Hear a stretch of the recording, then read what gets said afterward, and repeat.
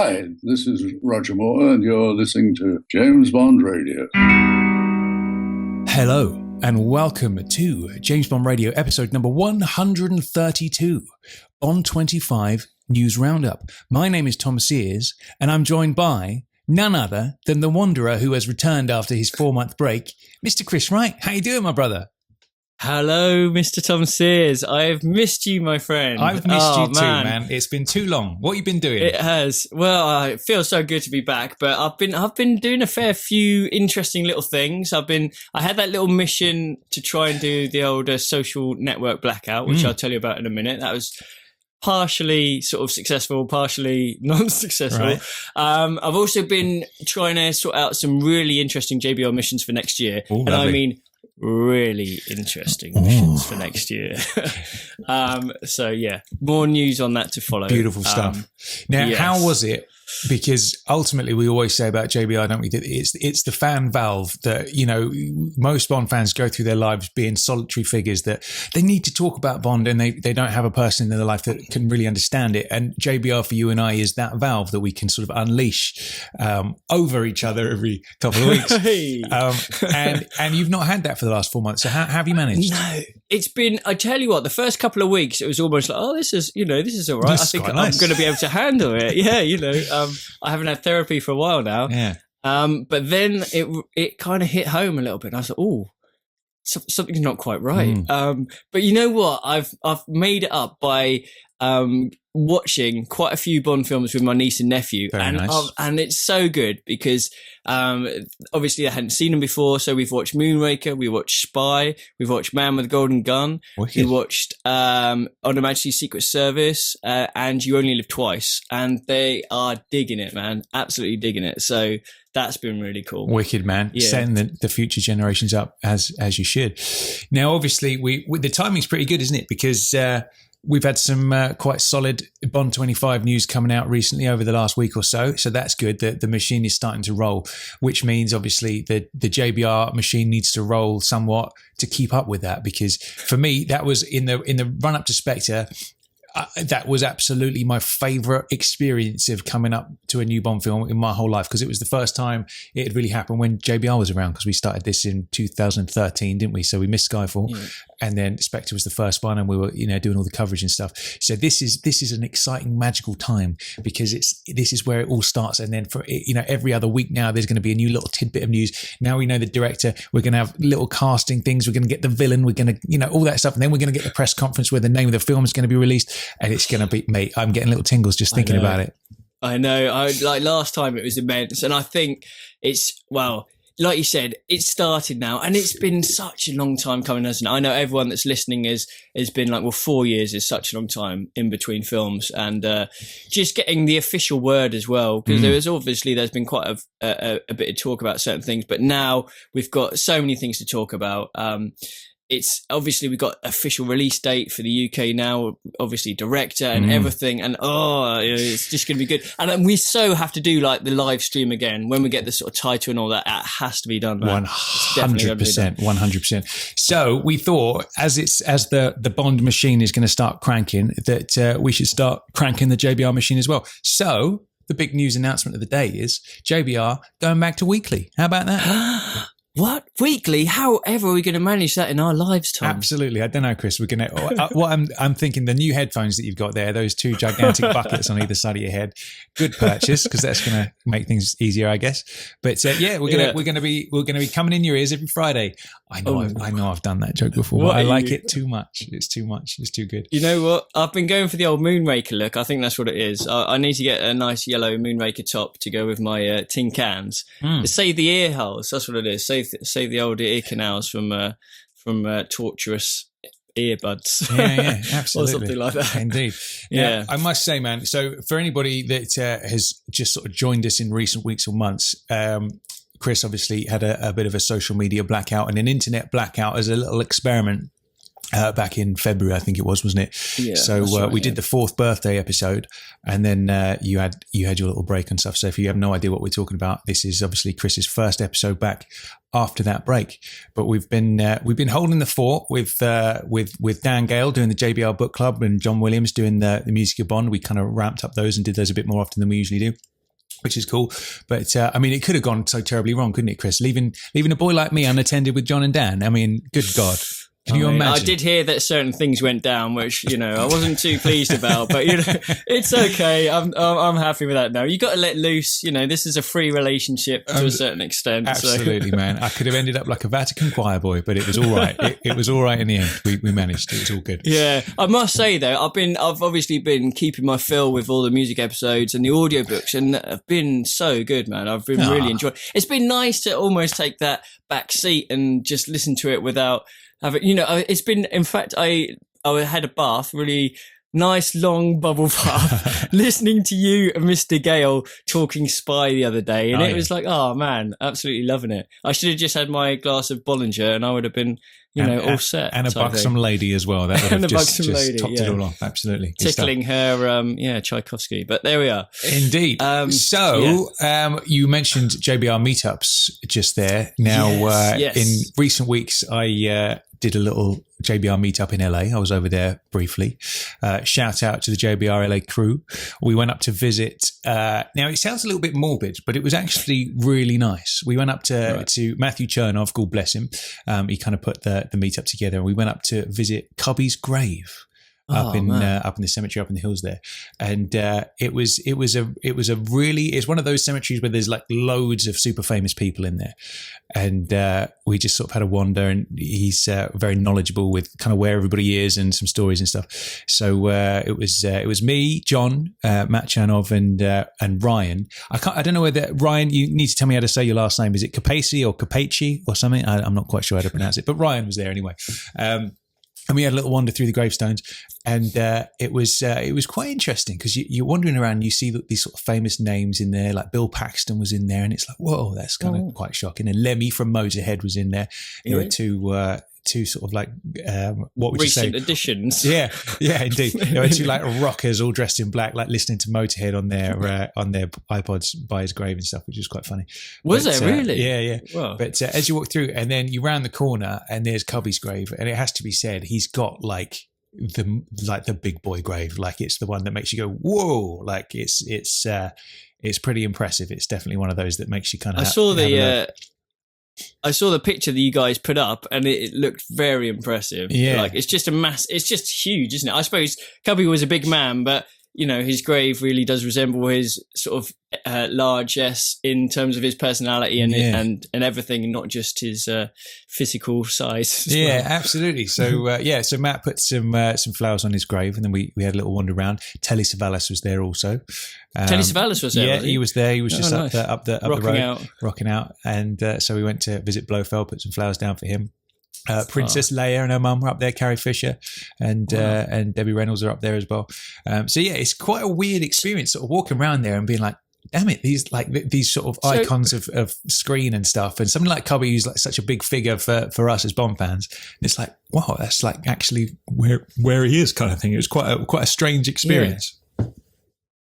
And so, like, if you've got a cemetery with all these famous people, do you, like, this is a bit of a weird question, but do people want to try and get into that cemetery because there are so many famous people in there? And if so, do you have to be famous to go there, or can you put like a little bit of money towards it and sort of say, oh no, just stick me on the corner there, just as long as I'm in there? When your time comes, kind of thing. Yeah, and you want exactly. To have I imagine, looking at the place, I imagine it would be quite an expensive plot of land because it's like up there in the Hollywood Hills and stuff. And I would imagine it wouldn't be cheap to be buried there. But it was quite, because it's quite a sort of a weird thing, isn't it? Let's go and visit Chloe's grave, and it's like, well, it's a bit of an odd thing. It's like, is that cool or is that a bit inappropriate? I would definitely or what? Have been up, you know what I mean? If I was there, I would have definitely been up for it as well, because you're paying your respects, aren't you? Totally. I know it's a bit of a strange thing, but the main reason you're going there is your love for the man, isn't it? And Absolutely. for what he's done and everything. So no, that's totally fine. I know this sort of setting's a bit weird, but equally, talking about JBR missions, we did one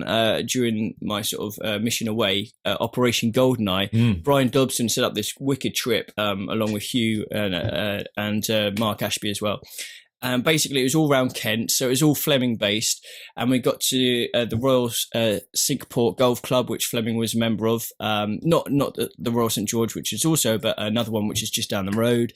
And we went to various sort of Fleming-related places. We went to White Cliffs, his house. Have you ever been there? I have not. No. Oh, mate, no, that is it's a shame because the house itself is sort of fallen into disrepair, and we were kind of like climbing over the walls and the fences, like peeking in, and there's a pile of like spam mail on the floor and everything like that. And, it hadn't been lived in for ages, but that was a place where Noel Coward had his parties and obviously all of that stuff went on, and Fleming owned it for a couple of years. So that was really, really cool.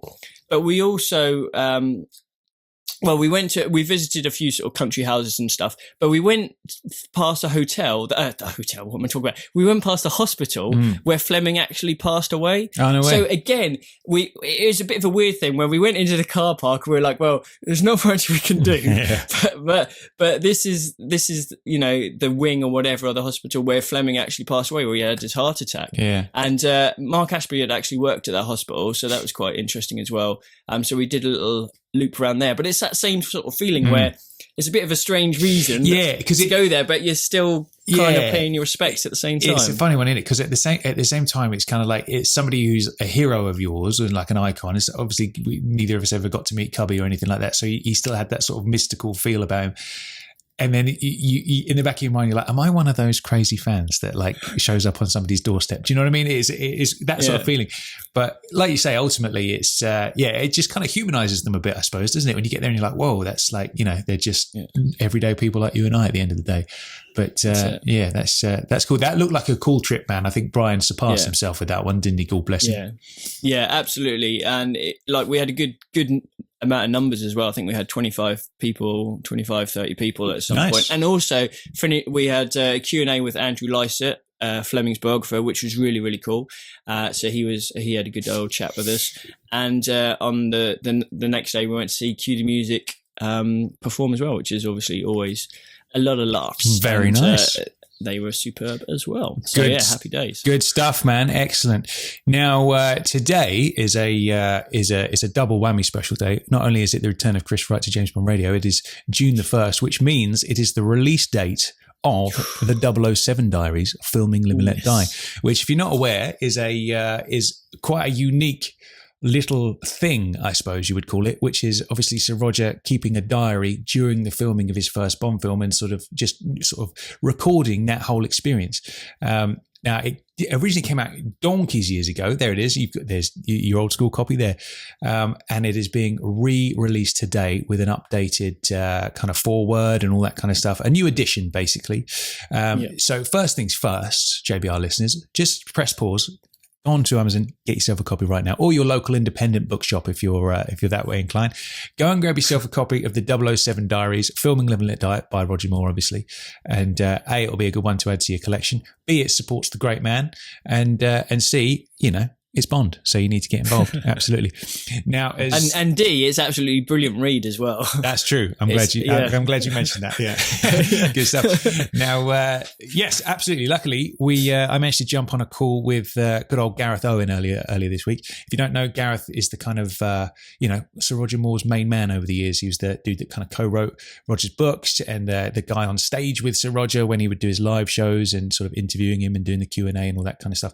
And of course, Gareth is the man behind Bond Stars as well, which we're going to talk a little bit about because that's coming up soon as well. So without any further ado then, let's just quickly jump on the phone with Gareth and then we'll have a chat afterwards. Hello, Gareth. Welcome to James Bond Radio. Hello, Tom. Thank you. Good afternoon. Good stuff. Now, today is obviously an important day because it's June the 1st and it's the release date of the 007 Diaries, Roger's new book. So this is quite a different beast, isn't it, to all the other Sir Roger books? So for those that aren't aware of what it is exactly, what is this book all about? Well, interestingly, I mean, he wrote it 45 years ago during the making of Live and Let Die, so it's a first-hand account of a James Bond actor making a James Bond film, so it's very unique in that respect.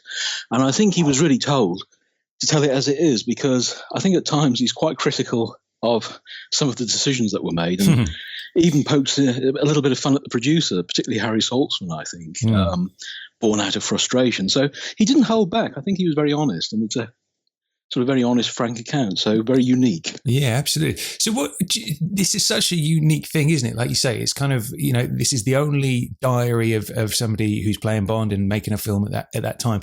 So do you know what brought it about originally? Why Live and Let Die? Why Sir Roger? Why at this time? I don't really know. I don't think Roger ever really knew. It was just a suggestion that came at him from the publicity department. Wouldn't it be fun to keep a journal? And, he said, well, I haven't really got time to sit down and write. So what he did at the end of every day is he would record. So he'd sit down in his hotel room. Sometimes he'd record half an hour, sometimes just 5 minutes. And it was just really just sort of summarizing what happened during the day, some of the people he met, some of the locations they were on. And then he'd hand it over to the publicity department who'd type it up for him and he'd tweak it. And that's really how it all came together. So partly spurned, I think, by the production publicist, I should say. Sorry, I can't think of the word. The publicist having this sort of idea that we've got a new James Bond, we need to bring him in, we need something that has quite a long shelf life, because Bond films in those days, remember, would run at the theatres for over a year. So if it's something you could sort of have on a shelf that people could go and buy, and it was a constant reminder of the making of the film, then that was something I guess they were very keen to have. Yeah, absolutely. So originally, obviously, like you say, it came out when Live and Let Die originally came out, the film, obviously. So what's inspired the re-release? Why bring it out again now? Well, it was after Roger died, and I was talking with the family and said, it's important that we keep his legacy alive and we keep his name, going. And I put together a few different ideas and a business plan for the estate. And one of the ideas was that we republish the book. And they sort of looked at me quizzically and said, "What book?" I said, "Well, the book he wrote 45 years ago." "Oh, we've forgotten all about that." and of course, it was sitting on a shelf gathering dust. And no original manuscript. I mean, there was no computer back then, so it wasn't on a floppy disk or anything like that, or a hard drive. And so I said, look, what we'll have to do is I'll speak with a couple of publishers, and we'll just literally have to give them the paperback book and say, this is it. Yeah. And that's what I did. I approached a publisher I've worked with a couple of times before, and they were very, very keen, the History Press, very, very keen to take it on. And I think the deal was agreed pretty much within the week. Beautiful. And, it was a very nice experience to have a publisher so enthusiastic and so eager to take on a 45-year-old book. Yeah, absolutely. So there's a new foreword in the new edition, isn't there, by Felix Leiter himself, David Hedison? David, of course, was one of Roger's oldest friends, and they went back to the 1960s together when they first met. And in fact worked on The Saint. And so, David was obviously very upset last year when Roger died, because it was at the time of his 90th birthday. And, David couldn't come to the funeral. And, bear in mind, the guy's nearly 91. He wouldn't want to travel, I don't think, that amount of distance for such a sad occasion anyway. Yeah. And I said, David, look, this is an opportunity. Would you consider writing a tribute piece to Roger and incorporate it within, your sort of working with him on the film? And I think he was, absolutely touched and delighted that the family wanted him to do that. Yeah, good man. I know he's one of those guys that he always raises a smile when you see him in interviews, David Hedison. You really get the feeling of what good mates they were back in the day. You can kind of feel it on screen almost, can't you? Oh, yeah, and he's got a lovely sense of humour, lovely man, and always sees the fun in everything. That's obviously why he and Roger got on so well, because they share a silly sense of humour. Yeah. But David, and again, he was one of the few actors who knew Roger before he became Bond, that then worked with him as Bond. So he had that journey that he'd gone on with Roger and was part of it, and so he was sharing the experience with Roger. And I think it was very important that Roger had people around him he knew, because he was going into this rather daunting role, taking over from Sean Connery, and he always said, if I can have a few mates around me, it makes me feel happier on set. Absolutely. And so I think David being around was very important for him. He talks about that a little bit in the diary, doesn't he, about being sort of nervous of stepping into Sean's shadow and all that kind of stuff. It's quite interesting to hear it from his perspective going into something like that. Yeah, and I think, for all the interviews he's done over the years where he said, I've just went into it and made it what I could myself. Yeah, he obviously day by day taking over the part. He kept hearing Sean's voice, and he was very nervous about how he would play the part. And Guy Hamilton was very clear, I think, from the outset that he was going to be him. He wasn't going to be Sean. He wasn't going to be an imitation of Sean. Roger was going to be Roger. And Guy, Guy was a very, very good director. He knew exactly what he wanted. So there wouldn't be any sitting around saying, well, do you think we should do it this way? How do you think you would do it, Roger? He would say, look, this is the way Bond would do it. This is the way I think you should do it. Let's do it. Absolutely. Cool. Now, is there a particularly favourite or standout story for you in the diary? I mean, this is literally an account of every moment of the film, really, whether it's, watching Ross Kananga run across the crocodiles or the boat race or whatever. Is there any particular point of yours that for you that stands out? I mean, it's all very interesting because it gives a unique insight. But I think that Roger learning to drive a double-decker bus, because that's not something that comes up every day in your career. Absolutely. But he had to, because obviously for the close-up scenes, he needed to be seen to be driving the bus, even if it was just for 100 yards. And I know he went down to a bus depot somewhere in West London and spent a few days training, which he really enjoyed. I mean, he really enjoyed it, and I think that was nice to see. Someone so famous by that time and so successful that he really loved getting into the role of a bus driver, getting behind a wheel. And that was really quite nice. And I mean, one of the things I was slightly concerned about, this book was written in 1973, attitudes have changed, times have changed. But the publishers, and they say this in a little preface in the book, they say, look, we'll leave it exactly as it is because it was of its time. And if you start trying to sort of sanitize it in a way and make it more friendly towards the times we're in now, you'll lose something out of it. And I think there was a prop man who was known as Mr. Weymouth, who had a rather unfortunate name, so that they rechristened him. They retitled him Chalky. Right. But they left that in, which I'm pleased about because it really explains how the business has changed, how attitudes have changed.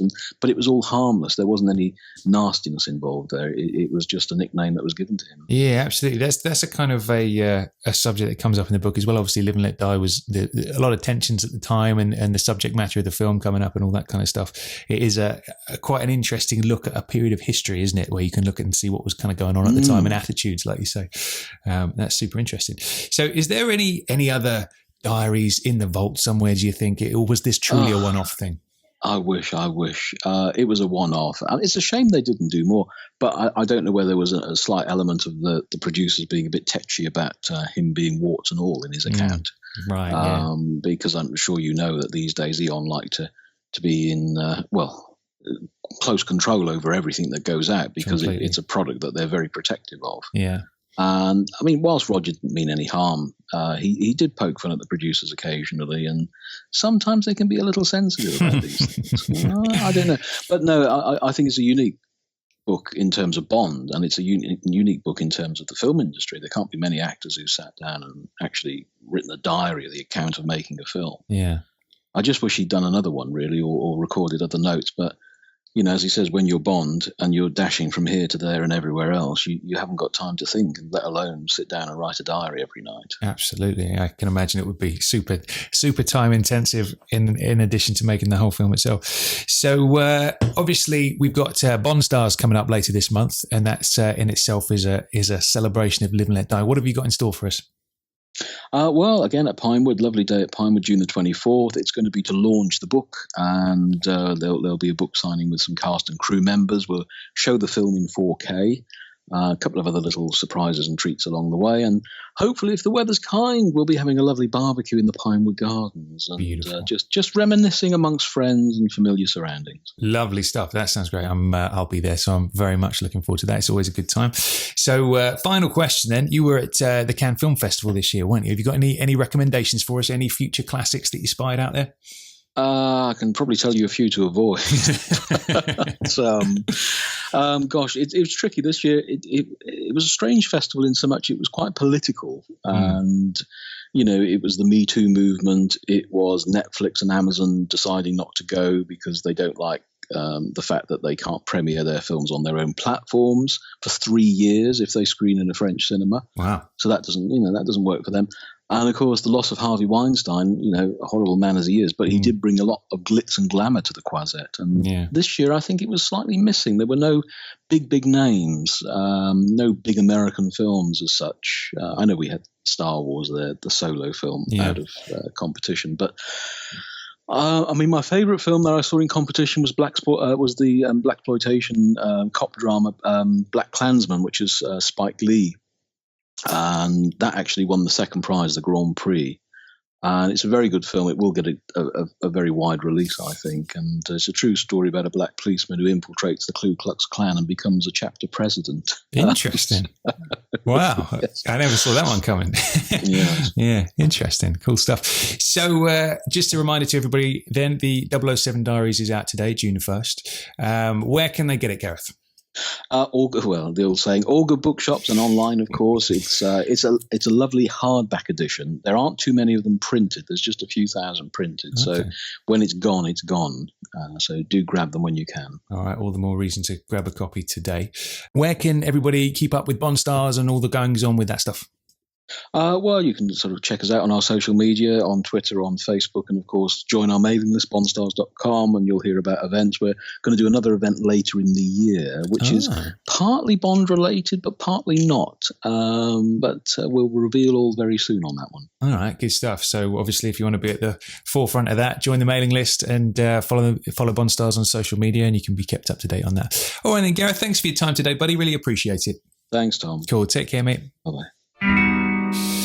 Okay, there we have it. Nice to chat to Gareth, the main man, as we always say. It was obviously down to Gareth for hooking us up with Sir Roger when he guested on the podcast back in 2015 or 2016. That wasn't it? 2016. Yeah. Big thanks to Gareth grateful. for that, for completely, making a dream come true for us. So yes, so Live and Let Die Diary, and then obviously the Bond Stars event for this year. This is on the 24th of this month, Sunday the 24th, the annual Bond Stars event, a little bit earlier in the year this time than usual. It's usually around sort of September time, isn't it?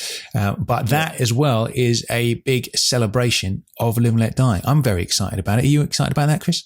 Oh, I mean, Live and Let Die is it's your favourite Rog, and it is one of my favourite Rog. It's just such an entertaining film, and it's a 45th anniversary. I know it's not like a decade anniversary, but I mean, any chance just to watch a Bond on the big screen is pretty awesome, really. Yeah. So I think it's obviously been brought over a bit early to time it with the release of the Diary, which is obviously a big thing. One thing I did think was kind of strange, but kind of cool as well, is the old school copy of it. Mm-hmm.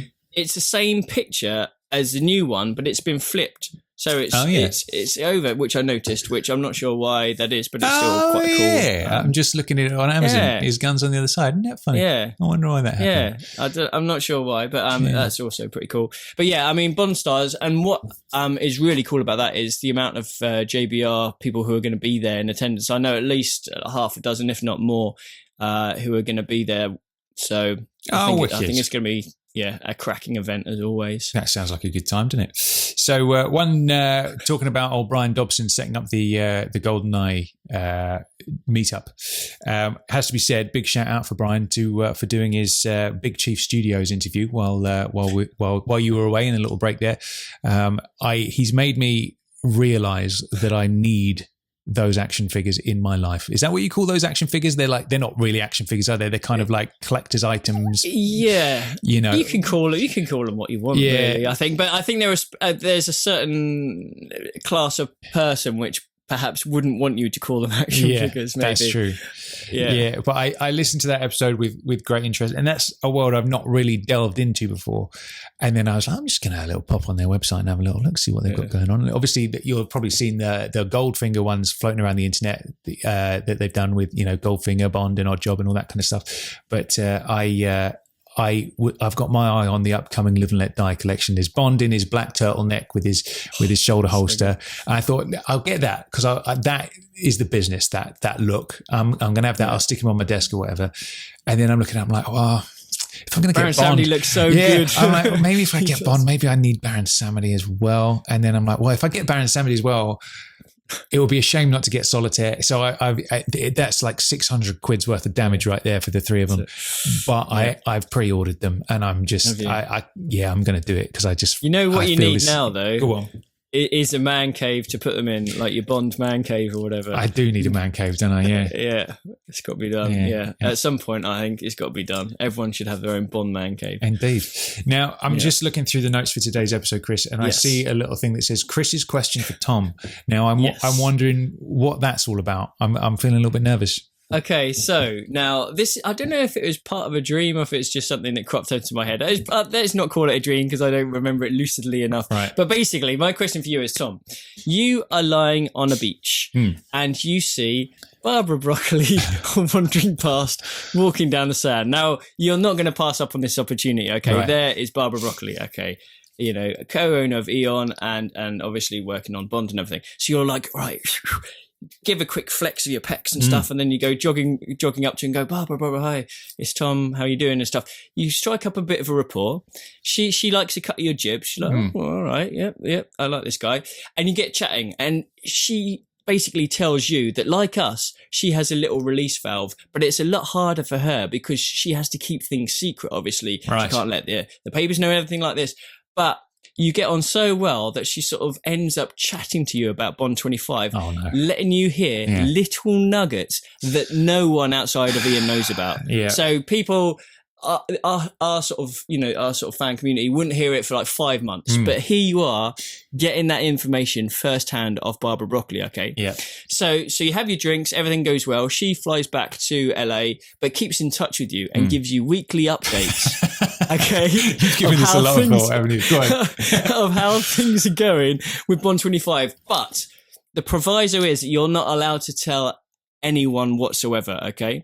So you're getting this information every week, but you're not allowed to tell anyone. Okay. And little do you know that Eon have got their drones, their sort of sound sensitive drones that are hovering above you, and they know exactly what you're doing. Okay. Do you think you could stick to that promise and not even tell a soul, not even tell myself or any of the other JBR lot?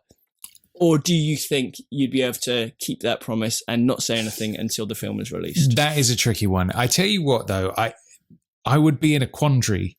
It wouldn't actually be the telling of everybody else that would be the issue. It would be a quandary of whether I'd want to know that information myself. You know what I mean? Because there is that thing of wanting to enjoy a new Bond as much as you can, going in as clean as you can without knowing you don't want to know all the twists and turns. You don't want to know how it's going to end. You don't want to know any of that stuff. It's like you obviously not wanting to even hear the song in previous years and going in cold like that. Oh man, it was obviously when we had the opportunity to read the script for Spectre when that was leaked and stuff, I stayed well away from it. I couldn't let myself do it. I could sit there with it in my hand and I wouldn't even be able to open that front page. I just couldn't do it. But it's different if it's coming from the horse's mouth, so to speak, of Barbara Broccoli. That's nice. In the sense that let's look at that in future terms, right? Yeah. It would perhaps spoil your enjoyment of the upcoming Bond film because you're already going to know all these details. But then looking back in future years, you could say, remember that time when Barbara Broccoli was emailing me every week with updates about Bond 25 and how cool and a unique opportunity that would be that no other Bond fan would ever have. So I think ultimately that would perhaps be the more special thing than watching the film itself going in cold, I think. Yeah. So I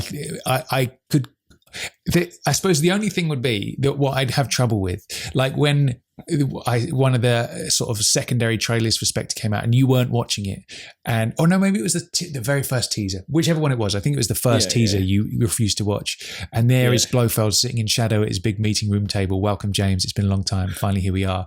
And I'm literally leaping around my bedroom and sending you 100 text messages going, please watch it. If you ever watch a Bond teaser, you have to make it this one. You put the walls up, but you eventually crack. I managed to weigh you down a bit. If it was something like that, if it was like an earth-shattering thing like that I'd always wanted, which I feel like is somewhat unrepeatable really, because Spectre was, for me, is something I had always wanted for all those years, and then finally there's Blofeld back on the screen again. I feel like that's unrepeatable. I can't think of anything that would make me that excited again in a future Bond. But if there was some earth-shattering thing in there, I would need to tell you, and I would find that very difficult. But in terms of keeping secrets from the general population, I feel like I'd be all right with that. I feel like it would, if Bond 25 is your sort of run of the mill is the wrong word, but like your sort of standard Bond film where, some dude shows up, he's doing something bad, M sends him on a mission, and it's totally unrelated to everything we've seen before. Like, I feel like I could keep that under wraps pretty easily. But if it was like this special, like Blofeldian thing coming back and all sorts of all that stuff, that's the shit I couldn't control myself with, I think. Yeah. Well, I've got a way out of it that we could communicate without Barbara knowing. Oh yeah, and that's fine. Right. Just get your that hairbrush that we share. You can just send me Morse code off that, and I can translate it all, and Jobs Barbara wouldn't know whatsoever. There it is. There we go. That good old hairbrush. Good stuff. Now, good stuff. So obviously, the topic of today is Bond 25. So we're going to do a lot of we can't call it speculation anymore. If it is Shatterhand has been rumoured, maybe it's Shatterlation, but maybe it's none of those things, which means we'll just have to call it speculation until we know more. So one thing we should mention actually is obviously, as we said before, going back to a weekly format, every Friday we're going to be in your Luggles. But obviously, to kind of keep up with the pace, they're not going to be 3-hour epics every single Friday, obviously, because that would just drive us into the ground. So, it's going to be roughly 90 minutes a week, I reckon. That's what we're going to try and stick to. So you get some bondage in your ear rolls every Friday. So there we have it. Now, in the interest of making the episodes a little bit more concise so they can actually fit into a 90-minute segment, I'm going to cut down my social media spiel. So, because that was half the episode before, wasn't it? So it's going to be instead of come and join us on Facebook, come and join us on Twitter, it's going to be like, we're on all the social media. Just put James Bond Radio in the box and you'll find us. Come and follow us and like us and all that business. Instagram, Twitter, Facebook, not Snapchat. I don't understand how Snapchat works, but whatever. And then obviously it's jamesbondradio.com. So you can go to jamesbondradio.com. You can leave us a voicemail on the little button on the right-hand side. If you've got a trivia question or just want to say hello or whatever, anything you want to chat about, you can leave us a voicemail. Things of that nature. Obviously, if you want to help keep the good ship JBR afloat, there's the donate button over on the website as well. If you want to send a few quid over just to help us keep things going. Never expected, but always appreciated. Thank you very much. I think that's my job done for this spiel this week. I like it. Yeah. I like it's it. Nice, isn't it? What, for the whole episode? That's it. I think so. Done. I'm done. I'm going to put my feet up and you can take over. So It's time for some Bond 25 chat and speculation. Let's have some theme tune.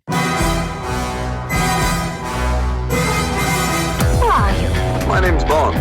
James Bond. Bond. James. Bond, what do you think you're doing? Keeping the British hand up, sir. Welcome to James Bond Radio. News, reviews, and discussion of all things 007. Pussy. As you can see, I have no problem with female authority. Oh, pipe down, 007. Do you expect me to talk? No, Mr. Bond, I expect you to goodbye.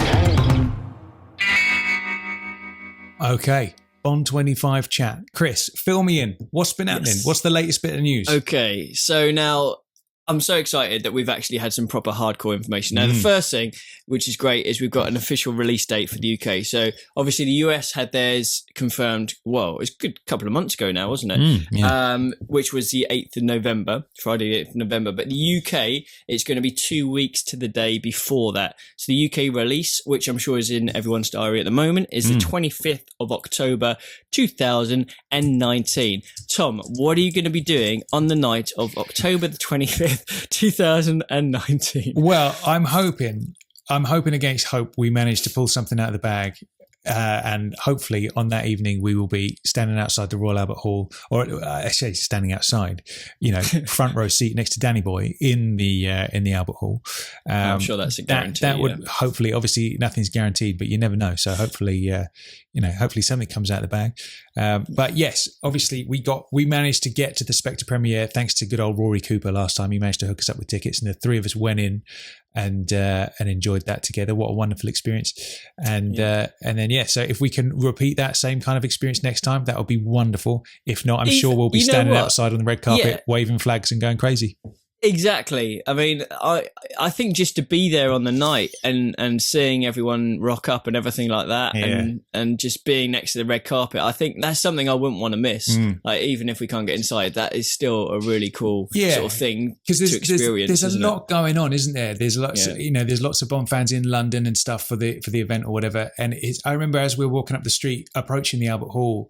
Like, we'd not rounded the corner yet, so we were sort of a fair bit down the street, and then we saw this Aston Martin DB5 just come bombing around the corner, didn't we? And we were like, oh, I wonder if that was Daniel arriving or whatever. It must have been. Yeah, and there's some real electricity in the air, isn't there? Like, as you just walk down the street and you see everybody standing there, and you can hear the interviews on the loudspeakers and all that kind of stuff. It's like, if you've never been to a Bond premiere before, just to stand outside, that is quite an experience in itself, isn't it? Just to like be there and soak up the atmosphere. I mean, that's a JBR trip waiting to happen, isn't it? Like, you could just get loads of people just to rock up on the evening, and we could get get our own little barricade next to the take over the sort of the fence and stuff like that, and then we can get all of the stars come over and interview and say hello and stuff like that. That'd be awesome. Absolutely, wave them over.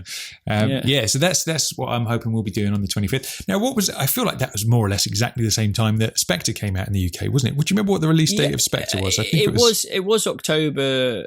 Was it the 26th? It was around. It must have been around then. I'm sure it was in October. The news the UK's. Okay, hold on. I'm just looking up an old article online just to see when. I feel like it was the 23rd. Oh no, it was the 26th. You were absolutely right. 26.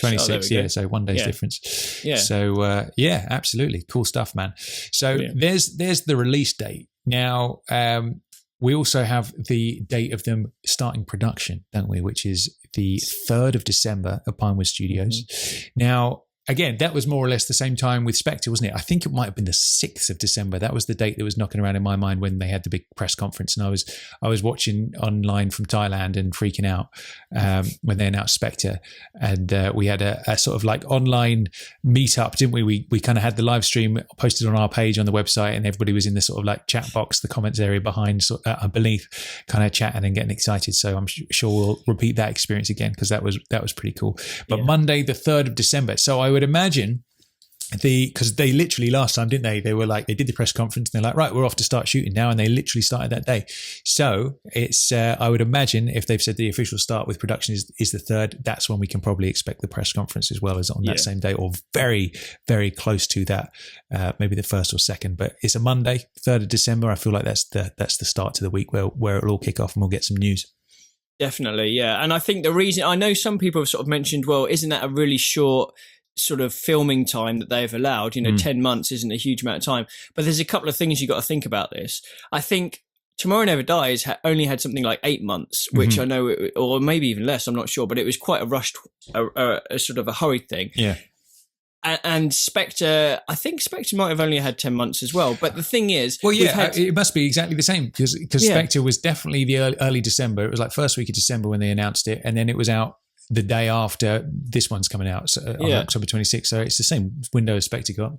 But I think the difference being with this one is they've had so much time on the script, and they have had the first draft sort of finished and everything like that. Obviously, it's been not locked off, so to speak, but it's been approved, at least the idea. So they've had all this time. So it won't be that they'll rock up on the day and go, all right, sorry, what we're doing again. It'll be all ready to go. Not that they do that anyway, but you know what I mean? I think it's going to be a really well sort of prepared production. Now, here's the question though, right? You say that there's been loads of time, but obviously Purvis and Wade were brought on board to write the script. And then, there was some, going back earlier in the year, there was some rumors about Jan de Mange and different directors kind of getting on board and that perhaps not working out.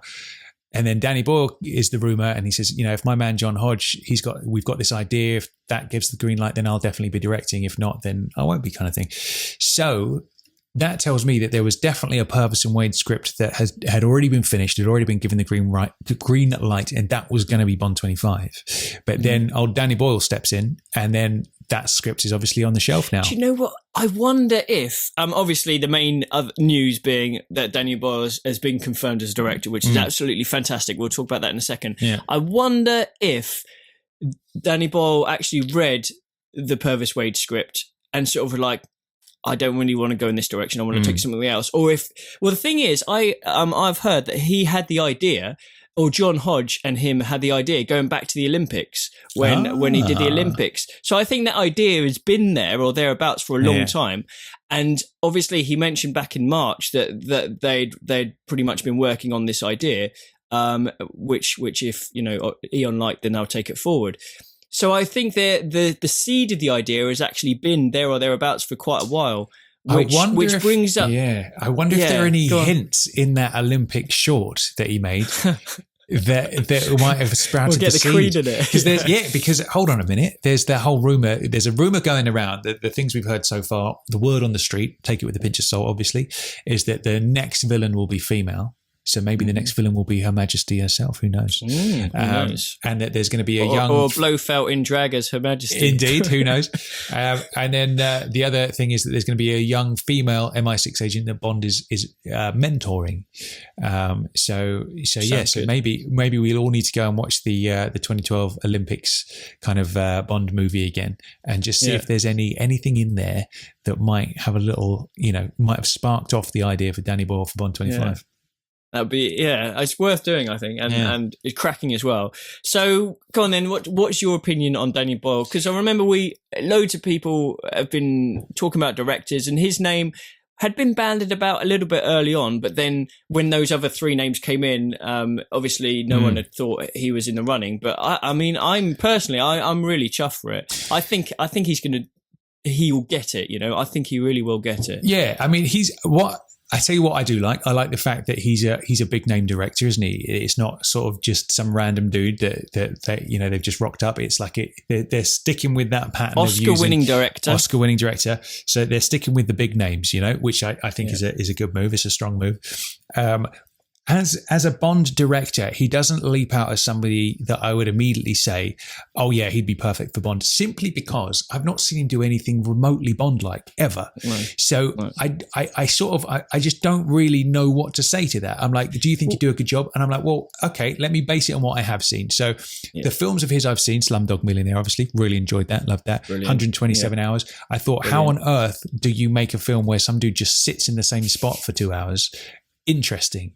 And absolutely one of the most gripping things I've ever seen. So, on the beach, obviously, and probably a couple of others. But I feel like that dude, he is absolutely capable of making some absolute belter films. He really, really knocks them out of the park when he pulls out all the stops. So as long as he does the same for Bond 25 and he doesn't pull back, then I'm absolutely happy to have him on board with that. I think he will. Have you seen Sunshine? That was a really good film he did, actually. No, I haven't. The one set in space. That was really cool. I think, talking about that he hasn't done a Bond-type film before, Sam Mendes, pre-Skyfall, hadn't done a Bond-type film before. Yeah. And, consensus is you'll either like Skyfall or Spectre. Generally, you won't find someone that doesn't like either of them, and he sort of didn't have that before, so obviously brought that to the table. So, and I think Danny Boyle... I think he is a Bond fan as well. There is a Bond fan inside Danny Boyle, and I think that is a really cool thing as well. I know kind of everyone says that these days, but I think he is an actual true Bond fan, and I'm really looking forward to it. But okay, so the interesting thing is, I'm just going to read you back something that he said in March. So this is when he sort of gave the little hint. So he basically said, we've got an idea. John Hodge, who's his long-term sort of script writing collaborator, he and I have got this idea. John is writing it at the moment, and it all depends on how it turns out. It would be foolish of me to give any of it away. We are working on a script which we hope they'll like. I'm also working on a Richard Curtis script at the moment, which we hope to start shooting in 6 or 7 weeks. Then Bond will be right at the end of the year, but we're working on them both now. So that fits in with what, the December date and everything like that. So they've got an idea. Obviously, this idea, does that say, now that is telling me that it's not going to follow on completely from the Spectre timeline, if anything at all. And I really think that we're not going to get the whole You'll Need It Twice, Revenge, Madeline Smith, all that. I think that's out the window now, personally. What do you think? I'm in full agreement with that. I think ultimately the Purvis and Wade script would have absolutely been the Shatterhand that we've been kind of hoping it would be. You know, the telling, the finalizing of the Blofeld story, putting the true full stop at the end of that story. I feel like, knowing what I've heard from them in interviews before, where they try and get as much Fleming onto the screen as they possibly can, I feel like, you know, and I mean, the thing that I worry about a little bit is that, remember they said, oh, we don't know how to make a Bond villain in a post-Trump world, you know, which to me, Trump is like a modern day Goldfinger. So it's like the dude even has that look about him, doesn't he? Do you know what I mean? So I feel like, you know, that is the modern day Bond villain. So there's that. But I feel like, if they were thinking, you know, how they're maybe running out of ideas, because obviously they left after Skyfall, didn't they? And then they were brought back for Spectre again. So they've obviously been thinking, you know, it's time to hang up the Wolf PPK. And I feel like if they're sort of starting to struggle for ideas, I feel like the one natural thing you would do is go to the Fleming and be like, okay, look, there's a story already mostly written there with the Shatterhand, You Only Live Twice story. Let's go with that. So I feel like that's what they would have done. Now, John Hodge and Danny Boyle come in. It totally depends on how much of a Bond fan they both are. Because you get people that would say, you know, you get singers who say, oh, I'd love to do a Bond song, but they're not really Bond fans. Do you know what I mean? They just want the exposure and the kudos of having done a Bond song. And I do worry with directors and writers that it would be the same thing of like, oh, I'd love to write a Bond film.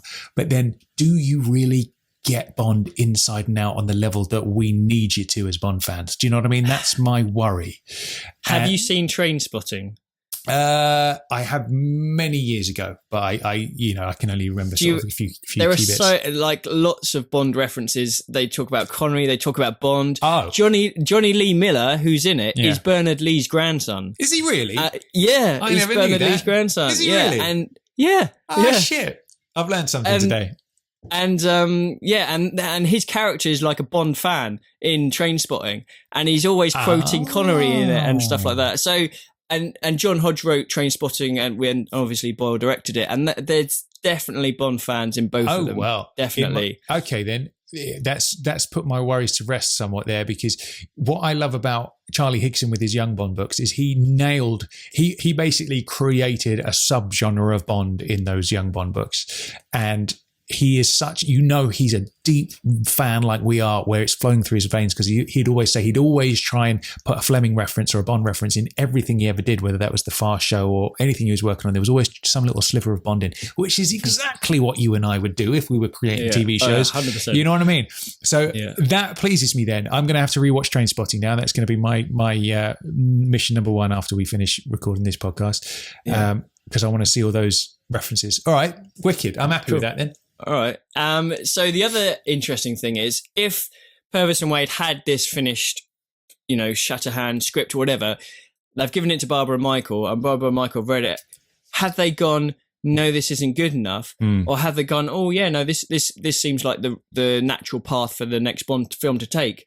But then suddenly they've heard this idea from Hodge and Boyle and gone, oh, hang on a minute, this idea is blowing that idea out the water. Yeah. Let's go with this. And what sort of an idea is that to have that sort of impact, because they've obviously had that other script, and if an idea is stronger than a script or, an expanded idea, it must be a bloody good one. At least in their eyes, it must be a bloody good one. Yeah. And what potentially could that be, Tom? I mean, I suppose the thing to think as well is that obviously they were courting a lot of directors, weren't they? Yeah. And none of them bit, did they? It was kind of like, lots of interviews.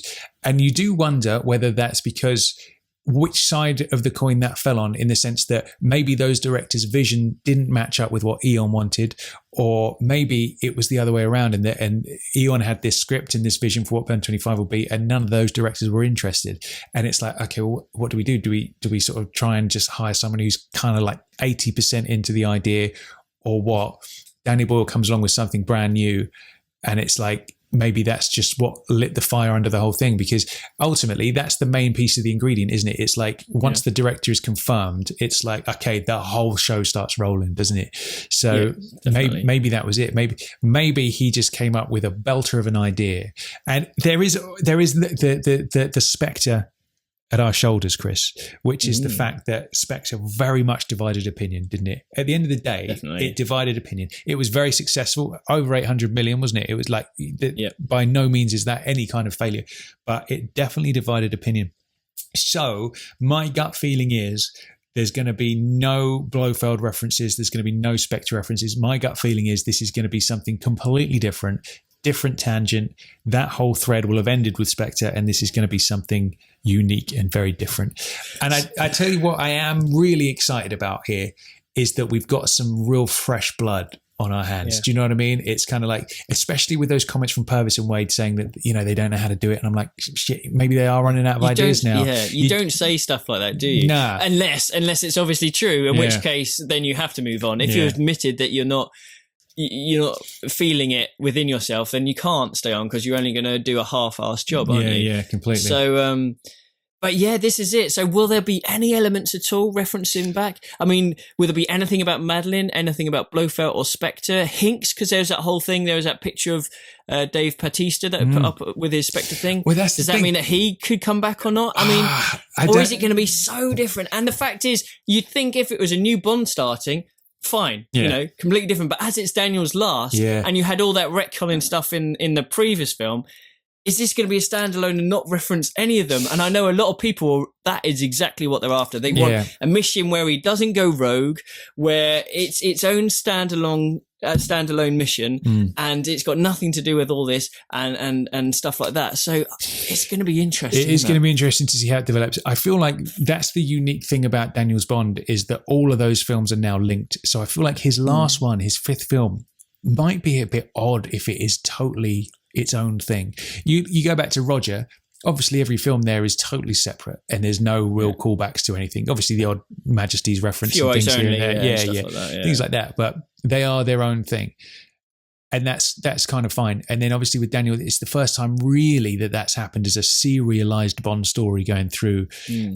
What I'd love to see the Shatterhand story, man. I would love to see it. My gut feeling tells me we won't get that now. My gut feeling tells me we would have got it, but then Danny Boyle stepped in, and we're going to get something totally different.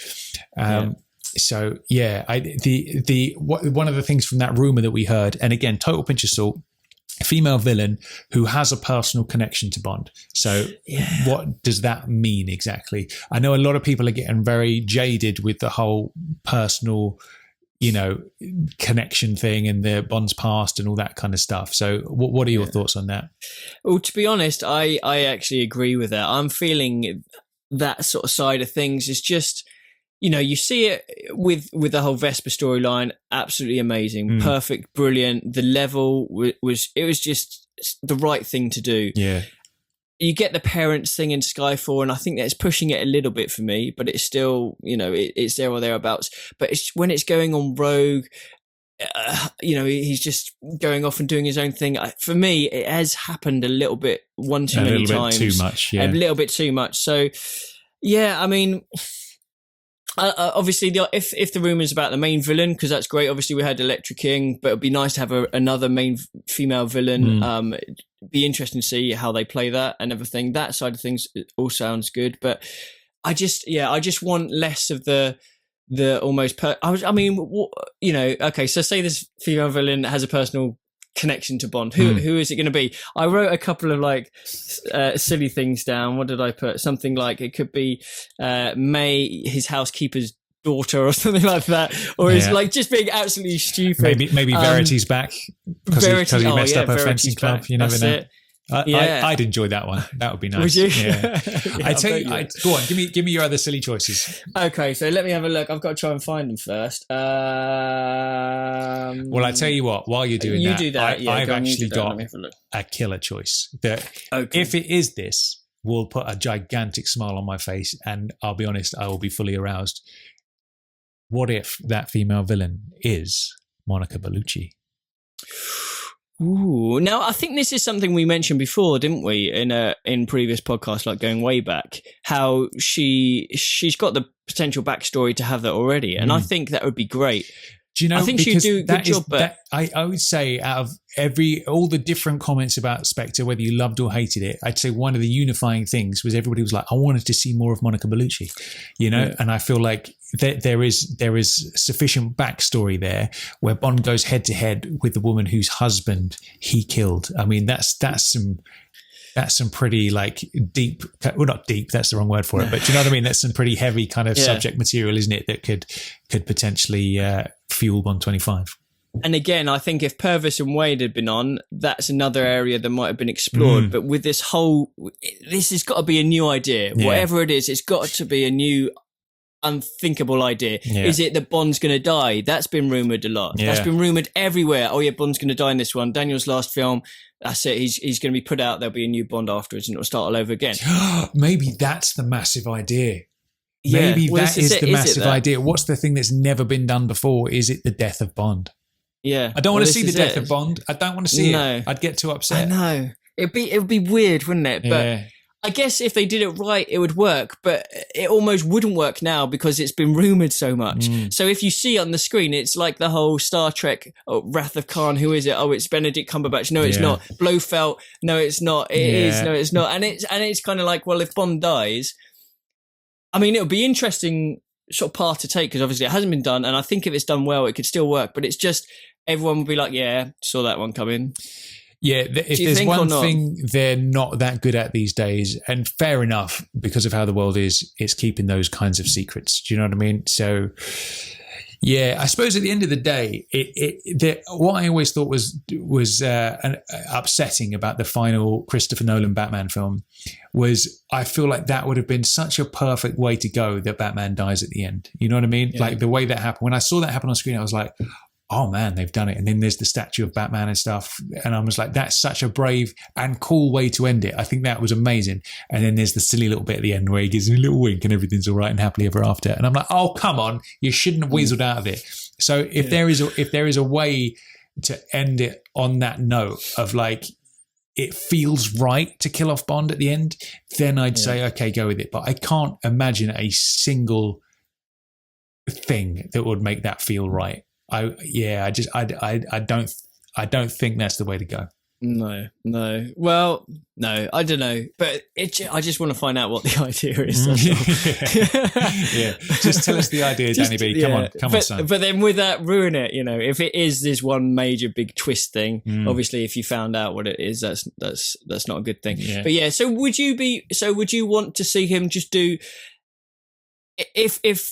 if Bond just did his own mission completely unrelated to anything else before, would you be happy with that? Or do you think there needs to be at least a little bit of, referencing back? I think it's too early to do the clean slate, right? You need to do the clean slate with the next Bond. When you have a unique Bond like Daniel, whose all of his stories are now linked together, I've got to be honest, that was one of the things that made me disappointed with Skyfall, because they had all that set up with, the quantum group and all that kind of stuff, and that amazing opera sequence where they're having their secret meeting. Obviously, that was before they had the rights to Spectre, but they were still doing Spectre then. Do you know what I mean? And I was like, oh man, I've wanted to see that so bad for so many years.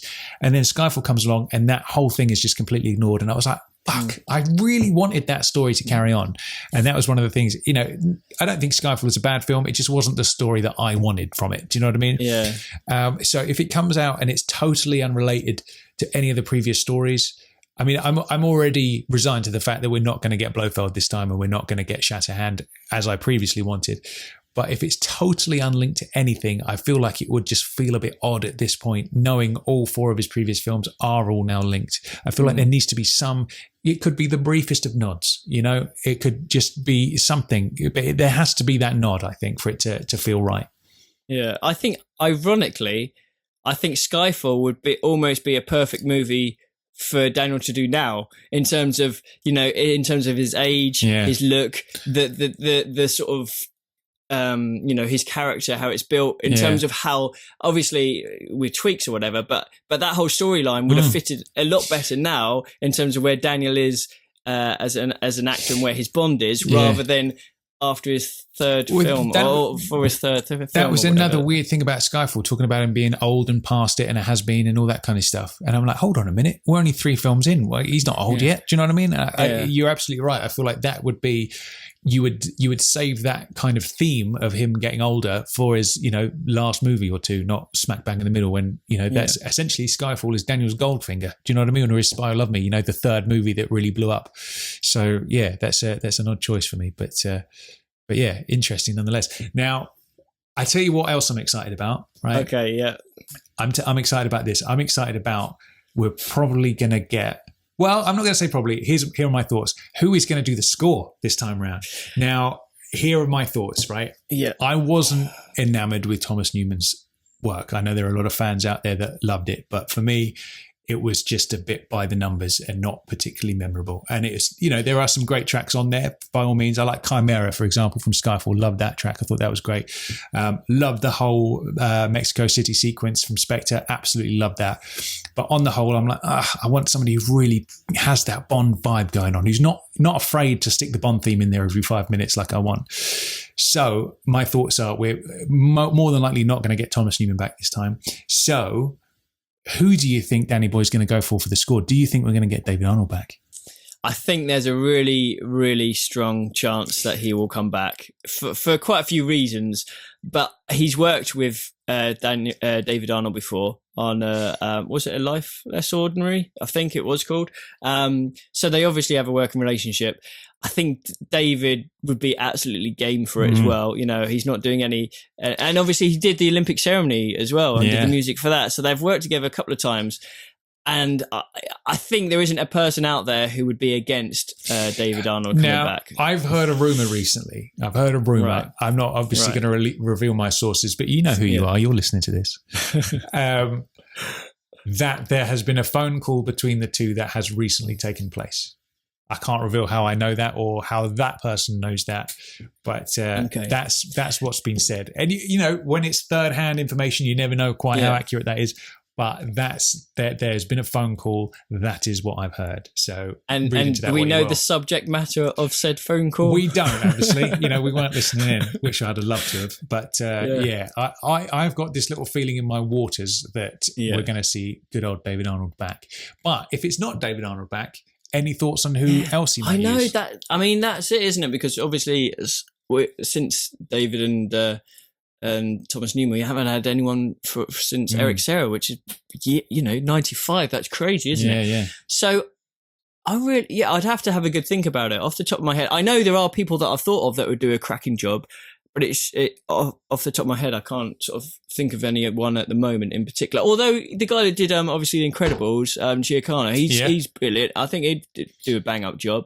He's definitely got that sort of spy flavour and stuff. That's a great soundtrack. Yeah, the Incredibles score is very Bond-like, very John Barry-like. Yeah. So I'd be, and he did Rogue One as well, didn't he? So he's not averse to sort of like playing in other people's sand pits, so to speak. Is he? He's up for that kind of stuff. So I'd be down for that. I think David Arnold would be my first choice. Michael Giacchino would be my second choice. I think. Anyone else? The other thing I would say is I would be totally up for seeing somebody completely fresh and different. I feel like I'd be excited for somebody to come in and really sort of not do a Bond score like we know them. Like George Martin comes in and does something totally different with Live and Let Die. So good. But it's equally amazing. It's right up there with John Barry's work. So I'd be totally up for somebody coming in and doing that, especially if there's some Bond funk in there. But not that would happen in this day and age. But I'd be totally up for something out of left field as well, trying something new, provided it was good, obviously. But first choice is obviously David Arnold, because he's one of those, like we said, he's a proper in the veins Bond fan, isn't he? He wanted to get into film scoring because of John Barry and his Bond work. So that's the boy for the job for me. Definitely. Well, there we are. We'll see if your source potentially proves correct in the coming months. But I've got a feeling as well that I think David will come back and he will do a bang up job, obviously, if he does. But it'll be interesting to pull a few other names out the hat at some point just to see on the off chance. But I've been looking into a few people that Danny Boyle have worked with in the past, because he's got quite a few links to sort of the Bond world. So I thought I'd just list a few of them. Obviously, he's worked with Daniel, as we mentioned, on the Olympics thing. So there's a good sort of link there. He's worked with Naomi Harris a couple of times. Very nice. In 28 Days Later and Frankenstein that he did. Obviously, I mentioned David Arnold he's worked with before. He's worked with longtime Bond exec producer Callum McDougall. He's worked with Michelle Yeoh, Robert Carlyle, and obviously I mentioned Johnny Lee Miller being Bernard-Lee's grandson, which is pretty cool. So he's obviously, he'll know a few people there or thereabouts, which is obviously a good thing. Yeah. Now, here are a few people he's worked with before who I think could potentially work well in a Bond film. So I'm just going to reel off a few names, and you give me a yes, a no, or a maybe. Okay? Give it to me. Michael Fassbender. 100%. I love the Fass. He would be my choice as Bond if the time. Obviously, he's probably too old for it now and too big for it as well to start as a new Bond. But he. What about a villain? What about as a villain? Absolutely. Or, if you can't, my first choice would be him as Bond. If the planets had lined up at the right time. If you can't have him as Bond, he would make a cracking villain. He makes a great Magneto in the younger X-Men films. I think he could definitely do something like in the same way that Trevelyan was like Bond's equal. I could see Fassbender being somebody along those lines. Do you know what I mean? Totally. Yeah. That would be a real good matchup, wouldn't it? Yeah, a cracking matchup, actually. Yeah, because he's got like a good psycho face. You know what I mean? He's got like a nutter stare in those eyeballs that I feel could definitely do. But everything Fassbender does is great as far as I'm concerned. So bring that on. All right, great. How about Cillian Murphy? Same. I think not for Bond. I don't think he wouldn't be a choice for Bond. But as a villain, he's another one that's got one of those psycho eyes kind of things going on. And I feel like I could even see him doing an interpretation of Blofeld. Do you know what I mean? Like a proper psychotic lunatic Blofeld that just loses it. Awesome, him as Scarecrow is the obvious kind of thought that you go to in Batman. But man, 100%, I'd have Cillian on board. What about Tilda Swinton? Now, that's an interesting thought if there's this female villain. Tilda Swinton is one of those that has such a unique, evil presence about her, doesn't she? Doesn't she really? Yeah, and I feel she really does. The more I think about that, the more I think what a banging choice for a Bond villain she'd be. If you're going to have a female lead villain, I would struggle to think of anyone better suited to that job than Tilda Swinton. Because I remember when we talked about potential Irma Bunce, and she was like top of the list if they went down the Shatterhand route. But I think even an unrelated story, she'd be awesome as a main female villain. Yeah. I think she's great. What about Mark Strong? I like Mark Strong. He's obviously just been in the Kingsman Gold Circle. Is it the Golden Circle? Golden Circle, yeah. In that, I think he's brilliant. I think he's cool. He's obviously good mates with Daniel, isn't he? Because there was that photo of them together just before Spectre, and everybody went crazy thinking he was the Blofeld. The only thing I would say is that he's a villain in pretty much every film that's ever been made. He's been in Sherlock Holmes, hasn't he? He's been in so much stuff. Yeah, he's got a really individual look and voice about him, which is great.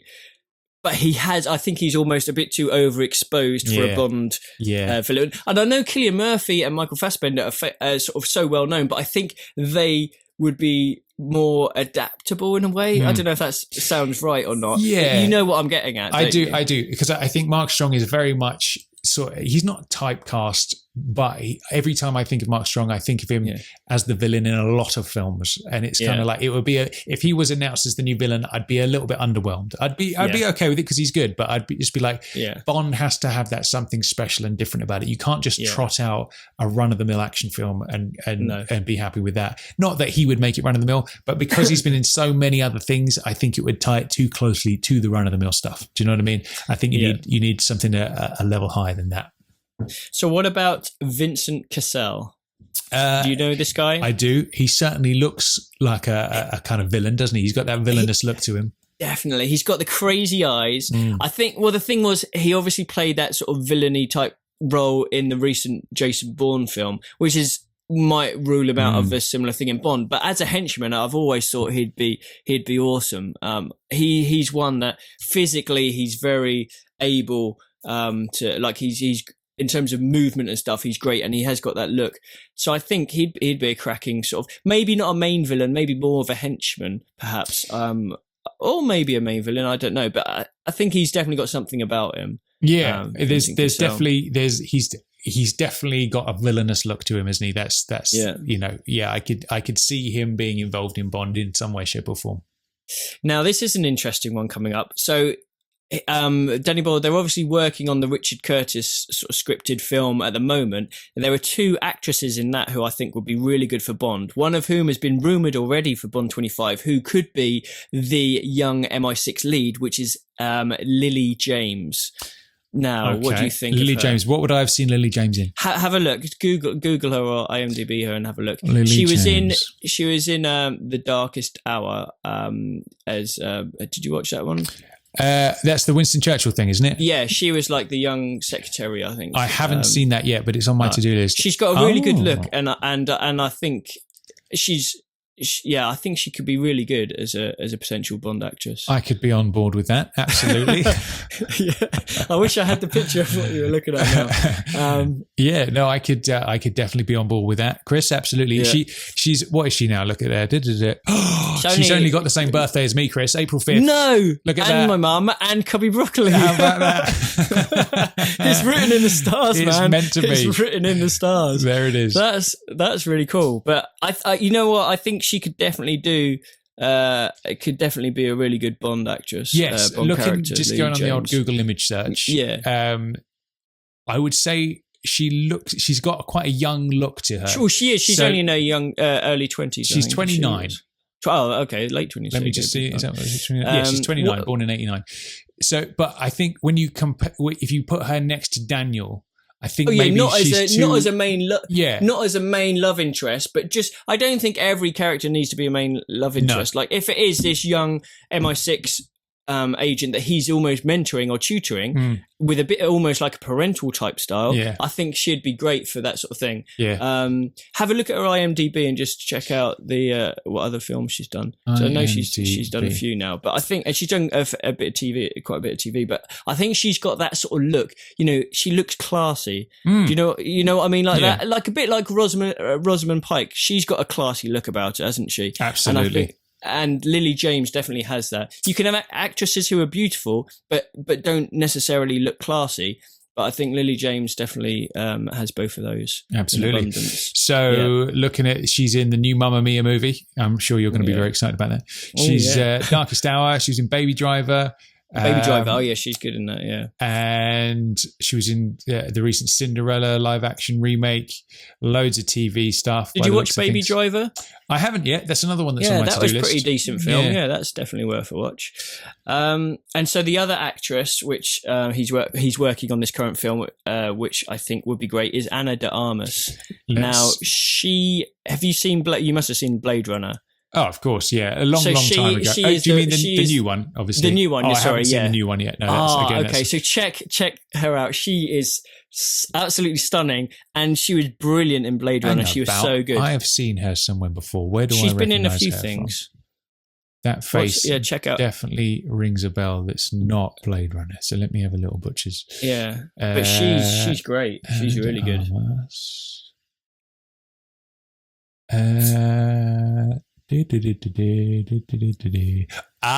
She was in War Dogs. Did you ever see that movie? Oh, yes. Yeah, that's where I recognise her from. Yeah. Okay. Interesting. Yeah.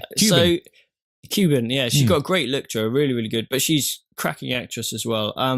So those are just some of the names that I thought, because obviously, some directors, they like to bring back people that they've worked with on a few times. Yeah. So, okay, I'm going to quickly go through them again. Yes, no, or maybe. Okay. Fassbender. Yes. Cillian Murphy. Yes. Tilda Swinton. Yes. Mark Strong. Love him, but not for Bond. Vincent Cassel. Yes. Lily James. Yes. Ana de Armas. Yes. So that's a pretty strong sort of back catalogue of actors or actresses that you've worked with that could be potentially in a future Bond. So, I thought that was quite an interesting thing to look at. Nice. So we'll see if any of them turn up in it. Cool. Absolutely good stuff. Yeah. So other kind of related news then is obviously the distribution partner for Bond 25 has been sort of like a talking point for a while, hasn't it? Lots of long time, courtships going on. I remember, was it Sony that rebuilt the Dr. No set for their presentation? There was a private sort of presentation to Eon where they literally recreated the whole How cool Dr. would that have been? I'd love to have set foot on that thing, man. That would have been so good. Yeah. I'd just take it home and use it in my living room. Absolutely. That would be my house. $1 million. So the new distribution partner will be Universal. So that was unexpected. Interesting. I just assumed, I thought, they'll do another deal with Sony just because it's just for one film, isn't it? So I feel like they would go with who's been working with them recently. And obviously lots of Skyfall, Spectre, both super successful movies, as were the other two, but obviously those two were even more successful. I felt like they would just go with who was on board for those films, But so it is a surprise that it's Universal. And if, they didn't build the Dr. No set, they must have struck them a pretty good deal to secure that. So that's interesting. And in the US as well, they're partnering up with Annapurna, who I remember you mentioning before. That's right. That are kind of like a newish company, aren't they? So, and they're kind of quite small compared to all the big boys. So that's an interesting choice as well. There's some like eyebrow raising choices there on the distribution front. But in an interesting way as well, because I think with Annapurna, that's headed by Megan Ellison, and I think Barbara Broccoli's definitely fond of female power within the film industry. So you've got her, you've got Langley, what's her first name? Donna Langley. She's the head of Universal Britain, and there you've got three extremely powerful females within the film industry that are working together, and I think Barbara Broccoli is always up for that and is definitely pushing for that, but rightly so. Obviously there's not enough of that really in Hollywood and stuff, so I think that's great. But yeah, so interestingly, so you've got MGM and Annapurna doing the release within the US, and then everything outside the US is Universal, and Universal is obviously it's huge, it's massive. Now looking at it, how potentially could this affect us? And I don't know if this is part of it, but it'd be amazing if it meant that we could get Blu-rays and DVDs and everything with all these extras, which we just haven't had on the last couple. I don't know how much of an effect that will have on it, but if it has any effect in terms of meaning that we'll get more information, I'm totally down for that. And we'll just have to wait and see. But I really hope we get that sort of stuff with Universal. Yeah, I guess it all depends, doesn't it? Because all those extras and stuff that you want, a lot of that is based on having a secondary film crew on set to do all that behind the scenes stuff, isn't it? It's almost like which they'll have. Of course, absolutely. EPK, I mean, obviously with Spectre and stuff, we had all those little mini sort of featurettes that they'd release and stuff, but we want kind of more than that, don't we? We want like a deep behind the scenes making of, kind of almost like another film about this film. Do you know what I mean? That's what we really want. And I suppose there's a lot of factors that go into play, whether, Danny Boyle would be up for having that kind of thing going on at the same time as making the film, all that kind of stuff. So I guess you just don't know until it happens, really. But you would have thought if Universal are up, the distributors internationally, they would want to have as strong a product to sell as possible, and packing it full of extras would definitely be one. I'm going to buy it anyway, let's face it. Oh, of course we are, if it's packed with extras, those people that might not buy it and just, rent it or whatever, might make that extra step forward, So exactly. That would be a strong move. That would be my choice anyway. There's been a million sort of different memes already about Universal exports. So there's a nice little play on that as well, which I think is pretty cool. I'm just going to read out. There's a few different lines here regarding the distribution deal, which we've had from various people. So Barbara and Michael, they commented. They said, "We are delighted to announce the exceptionally talented Danny Boyle will be directing Daniel Craig in his 5th outing as James Bond and the 25th installment of the franchise. We will begin shooting Bond 25 at Pinewood in December with our partners MGM, and are thrilled that Universal will be our international distributor." So Donna Langley, who's a sort of head of British chairman of Universal Pictures, said, "Universal is extremely proud to collaborate with Michael, Barbara and MGM on the international marketing and distribution of Bond 25. The unparalleled combination of Danny's innovative filmmaking and Daniel's embodiment of 007 ensured we simply had to be partners in the next chapter of this iconic series." I mean, that is a big pull, isn't it? When you look at the money that the last two have brought in, obviously Daniel has been a huge part of that. And now you've got Danny Boyle, who is obviously Oscar-winning, highly respected director. That is a massive incentive. But the interesting thing is, Sony, like their actual deal with Eon are really fight their corner hard in terms of Sony's deal was not anywhere near as good as you'd think it would be. I think it was something like 15%, or maybe, I mean, I'm taking that figure out of the air. It could be more than that, but respectively to what you'd consider a studio would make, it's a lot smaller than what you think, basically. Like Eon have a lot of power in bargaining power, basically. And rightly so. So it is interesting how much of it was, okay, who can we get the best deal with compared to who do we know who's going to actually put in the effort and the money to distribute it and all that. And there's so many sort of inner things to think about it when it comes to that sort of deal. Obviously, the contract for it is probably like 1,000 pages long or something, but I find sometimes that minutiae is quite interesting in terms of how they go about it and ultimately how they ended up with, the choice they made and stuff. But it'd be interesting just to be a fly in the wall, I think, sometimes, wouldn't it? Absolutely. Totally, just to find out. Yeah. So what else have we got? We got some quotes from the MGM's chairman of the board, Kevin Ulrich. He said, under the leadership of Michael and Barbara, we couldn't be more thrilled than to bring the next 007 adventures to the big screen, uniting the incomparable Daniel Craig with the extraordinary vision of Danny Boyle. So he's obviously got to know what that vision is, isn't he? If he's called it extraordinary. Well, this is it, MGM Films president Jonathan Glickman said, it has been 16 years since Die Another Day was distributed by MGM, and it's incredibly gratifying to be releasing this film alongside the powerhouse team at Universal. How about that? Yeah. That's pretty cool. I think everyone's just excited and like us fans, happy that everything has now been signed on the dotted line. We know it's happening. We know the balls are starting to roll and everything like that. And it's just what we've been wanting to hear for ages. Yeah. But the fact that obviously Boyle was confirmed straight away, we were right. So many people were right in terms of they were waiting for this deal, for the distribution deal to be signed before they could release any information. They obviously knew about Danny Boyle before that had been signed, but that's what they wanted to wait for before they obviously sort of confirmed it.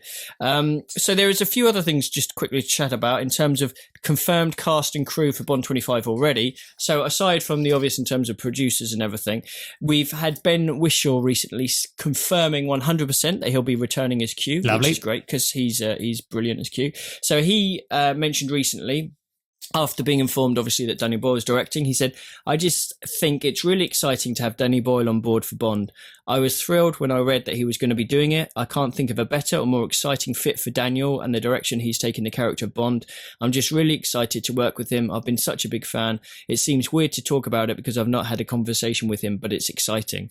So that's interesting. I tell you what's interesting about that is that the people in the film, those regular supporting cast members, aren't in the loop with a lot of things, are they? He's obviously read that in the press that Danny Boyle's on board and stuff, and that's the first he's heard about it by the sounds of things. So that's quite interesting, isn't it? I imagine there'd be some sort of like internal hotline, a red phone that just goes flashes. Your Bond hotline or something. Yeah, absolutely. So it's a similar thing with Naomi Harris as well. When she sort of mentioned about Danny Boyle, she had only just been sort of told about it. Now, obviously, I don't think there's any 100% confirmed that either her or Ralph Fiennes or Rory Kinnear are coming back, but guaranteed Ralph Fiennes and Naomi Harris will be back. Yeah. Tanner, I'd say the likelihood is he will come back, but obviously it will depend on the script. And if he does or if he doesn't, it's not as big a deal, obviously, as the others. I think the other three are set in stone, really. Would you want to see Tanner again? Yeah. I think I do like Rory Kinnear. Rory Kinnear is one of those that it feels like he's almost always been there, and it would be funny to not have him now. I look forward to him. I feel like he's I even when the next dude takes up the Walther PBK, I would happy for Rory Kinnear to continue as Tanner. I think I'd be happy for him to be part of the furniture like Naomi Harris as Moneypenny, Ralph Fiennes as M. Do you know what I mean? I feel like he could easily slot into that family of people that, you know, like you say, when you watch the old Rogers or whatever and you see like Freddie Gray and Robert Brown and all those kinds of people, there's something really comforting about seeing those old faces together. Nice, do you know what I mean? It? And I think for me at least, you know, obviously when we had the reboot with Daniel, it was like they kept the same M, which was a strange move, but I supported it. But then obviously there was no Q, there was no Moneypenny, none of that. And they obviously reintroduced them over time. And I feel in the same way that when George took over or Rog took over, you still had those same people in place. And I feel like Bill Tanner slots into that nicely. Yeah. No, I agree. As particularly, obviously, as Daniel's still doing it. I think if it was someone else, I think it would still work. But I think with Daniel, if there is Tanner, obviously, it will have to be Roy Kinnear. So here's the thing, though. The only thing I would say, I love Ray Fiennes is amazing. Naomi Harris is great. Ben Whishaw, superb, and Rory Kinnear is brilliant as well. I wouldn't be too partial to another Scooby-Doo adventure where they all go out and help Bond in the field. I'd like to see Q out in the field. No problem with him. Yeah. If he goes and meets out Bond when he's on a mission or whatever. I'd probably prefer to see M and Moneypenny in their usual roles, but perhaps more screen time, but have them still at MI6. I don't know. But I just don't want to see all of them out there, wherever it is. I don't know. What's your take on that? I think complete agreement. In some of those leaked scripts, you've got the scenes where Moneypenny's running around with a machine gun in Spectre, and I'm like, no, absolutely not. I get it, the way she was introduced in Skyfall and stuff, but no, once she is the Moneypenny, I don't want to see her do anything apart from flirt with James when he arrives at the office, you know? And there's a very real danger of it turning into like a Mission Impossible type ensemble thing. That's the trouble. Don't want that. Yeah. One of my favorite movies involving Q is License to Kill, but that is done in such a great way. It's not like Desmond's running around with an Uzi. It's like he's covertly meeting Bond. There's an image for you with his sombrero on. He's meeting Bond covertly in the field to give him his gadgets. I'm all for that. I'm all for Q being in a bit of peril, like he was in Spectre. But it would be to meet Bond covertly to give him some information, maybe some gadgets, and then bugger off again. You know what I mean? I don't want to see, you know, I mean, there was obviously the scrap storyline in Spectre that Q was kidnapped and he was then taken to the crater base and stuff. And there was a whole sequence where they escaped together in one of the leak scripts. So maybe that's something that will be recycled. Maybe, how would you feel about Q getting captured at some point and then Bond having to rescue Q? Is that... Well, there's that whole thing about M getting kidnapped in The World Is Not Enough, wasn't there? And a part of that wasn't that based a bit on Man with the Golden Gun or something? Colonel Sun, wasn't it? Colonel Sun. Yeah. But I don't think... Yeah, I mean, if Q gets kidnapped, I'd be down for it, but just not in the next film. Yeah. I almost want a clean slate of all of that sort of stuff. Yeah. Happy for Q to meet him in the field, wherever he happens to be, you know, great fun scene or whatever.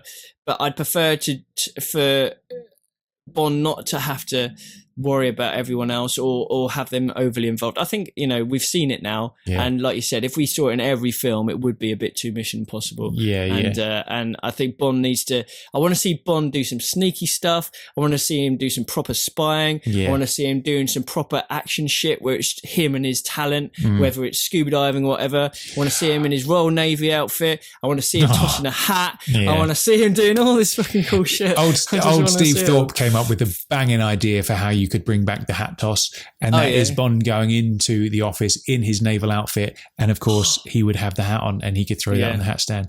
There we go. I would be very pleased with that. But whether that would Bond be wearing that in the office?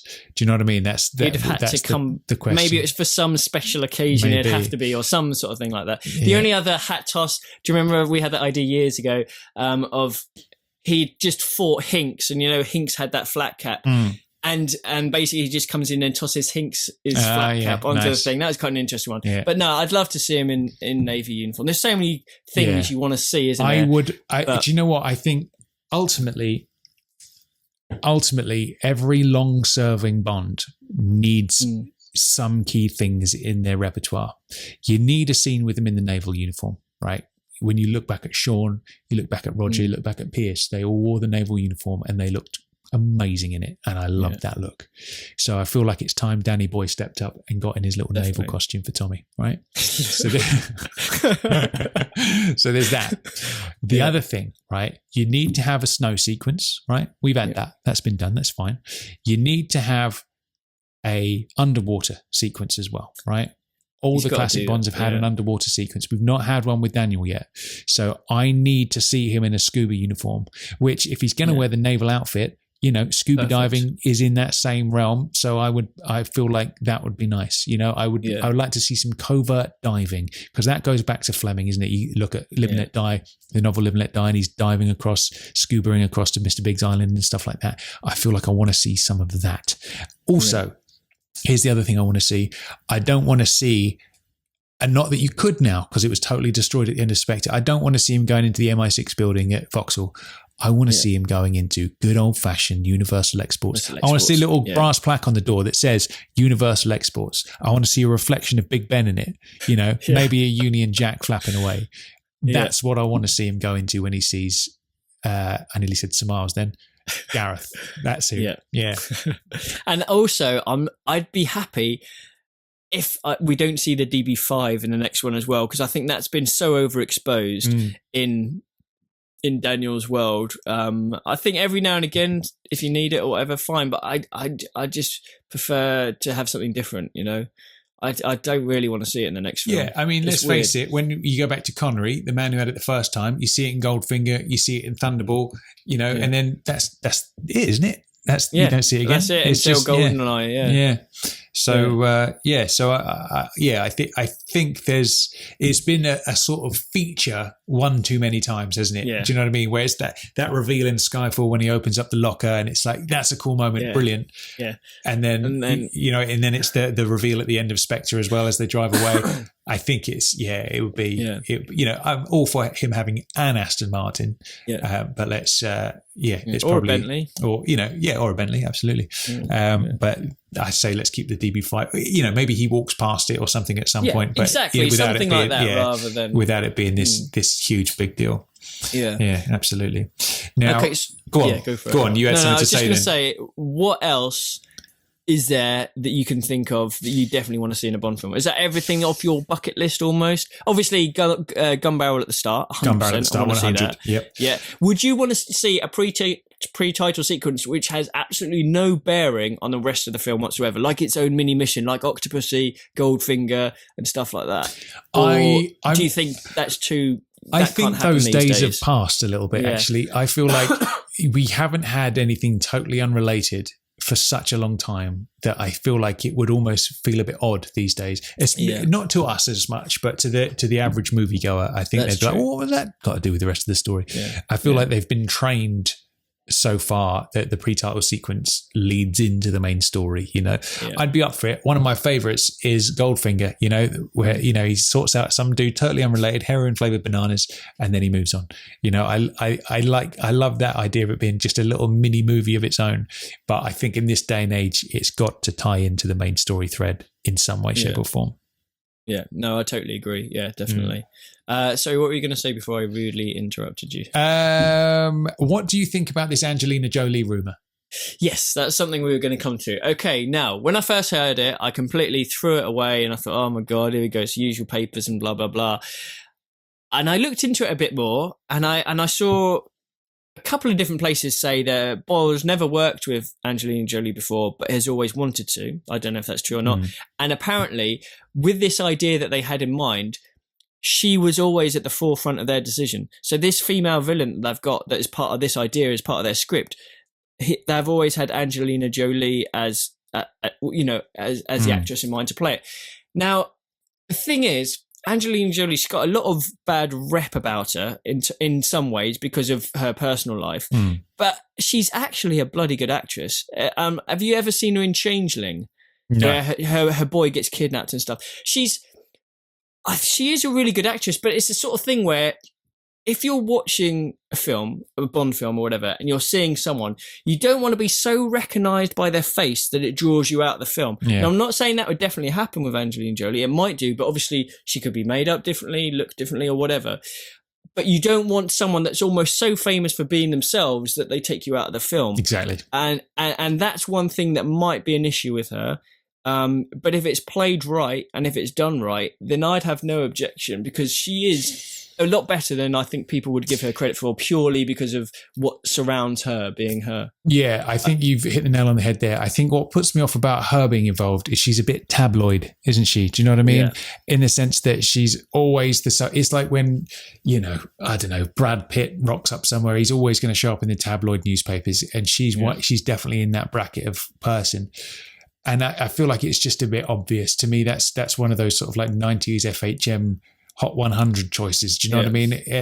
But maybe, like you say, maybe if there is this really specific vision from Danny Boyle, then sometimes you take those. Like for example, when you take what's his name, Travolta in Pulp Fiction. Oh yeah, You'd never seen him do anything like that before, and he was amazing, and it totally rebooted his career, and you looked at him in a totally different way. And I think maybe that there could be something along those lines for Angelina, where you initially like think, nah, that's not right, but maybe his idea is so right for her that it would be that, you know. It's hard to know, obviously, without knowing what the actual story is going to be or whatever. But yeah, to me, I feel like my gut feeling says no, because she's too sort of tabloid fodder, and they've gone for sort of classier choices than that in the past. Not that she's not classy, but you know what I mean. People from outside of that tabloid sphere. But with all that said, she has worked with Daniel before, hasn't she? Indeed, she has. Yeah. In was it Tomb Raider 1 or 2? I can't remember now. One of the Tomb Raiders, wasn't it? I think it was one. I think it was one, maybe both of them. I can't remember, but one of them a long time ago. So yeah, that's interesting as well. Yeah, absolutely. So what do you? So with this personal connection to Bond, have you any thoughts on what that might be? Yeah. So is it? I don't know. I don't want it to be a family related thing, because obviously we've had that quite a lot. Yeah. So could it be someone that? Obviously, it's got to be something connected to his past. So is it when he first joined MI6? Did he know her? Was it even before that? Was it when he was in the Navy, or was that getting way too far back? Or is it someone that perhaps, maybe he's killed someone that she knows, like you said with that other story. It's weird, isn't it, how to play it? I suppose ultimately, I think what I would really appreciate not going down is that family route of Bond again. Like, you know, it's never mentioned in the entire series. Daniel crops up and it's like daddy issues and mummy issues left, right and centre for the whole thing. And obviously I'm exaggerating, but I don't want that to be mentioned again. Do you know what I mean? It's it's nice when it's like the odd thing of like, oh, that's kind of interesting that they went there. Like GoldenEye with the climbing accident. Perfect. One line, that's all you need. Exactly. And I feel like that's bang on the money, and it's most powerful when it's used very sparingly. Because Daniel has been an angsty Bond that it's explored that quite a lot. I don't want to see that happen again. So it could just be a thing like, you know, Trevelyan had a link to Bond's past, didn't he? Because he had that little flashback sequence at the beginning. That's right. Yeah. So maybe it's something along those lines, but yeah, it'll be interesting to see how that one plays out for sure. But yeah, let's steer clear of the family stuff for this one, I think. So I found the little list. It's not a little list of this personal connection. So I put, could it possibly be the niece of Aunt Charmian? Could it be the daughter of Mae Maxwell? Or could it be the geisha who went twos up on him and M that time in Tokyo? Very nice. I love that moment when M quickly switches the tape off. That's so funny. I love that great, moment. Isn't it? It's so good. It was this one time in Tokyo. Interesting. Yeah. I think May this came up with Dan during the Spy Love Me episodes. The fact that May has never appeared on screen, has she? His housekeeper May. No. So yeah, I feel like she's not that appropriate for. I know, obviously, you're only joking, but like I feel like May is kind of. It would be. Can you imagine Daniel going home to his apartment and there being this old lady in there making him scrambled eggs? It just wouldn't work, would it? It just would not feel right. Well, we've seen his apartment and there's just boxes all over the place anyway. He's definitely like, that wouldn't happen, would it? Absolutely. So personal connection. Go on then. If someone said to you, right, Tommy, we want you to write a script for Bond 25, but you have to have a female main villain who has a personal connection to Bond, what would you come up with? I would say tricky question, it is a tricky one. And it's a tough one because you think Electra King had a connection to M, didn't she, from the past? Because she knew her dad. Silver had a connection to M, obviously. So I would say it would have to be something similar to Silver's connection, whereby it was somebody he was on a mission with once upon a time, or a jilted lover, or something like that. But I can't. It's tough to imagine if it was something as simple as a jilted lover of her being anything. It needs to be expanded on. Yeah, it would be weird for her to come back as a full-on villain based on that. I feel like that connection has to be a deeper thing. But yeah, could it be that it would really work if whatever the reason was Bond's fault? The reason, but not like the whole Spectre way of being a half brother and that's why he's, whatever. Something that Bond did in the past has had an effect on whatever the female villain's sort of motive is, and that's why she is sort of doing whatever she's doing. That's why I like the Monica Bellucci angle, because I think that is what that is, isn't it? And obviously, there's, she wasn't that into her husband because she's obviously in bed with Bond after that happens. But I feel like it has to be that sort of angle. I mean, it could be something similar to Triple X, with Sergei Borzov. It could be something as simple as that.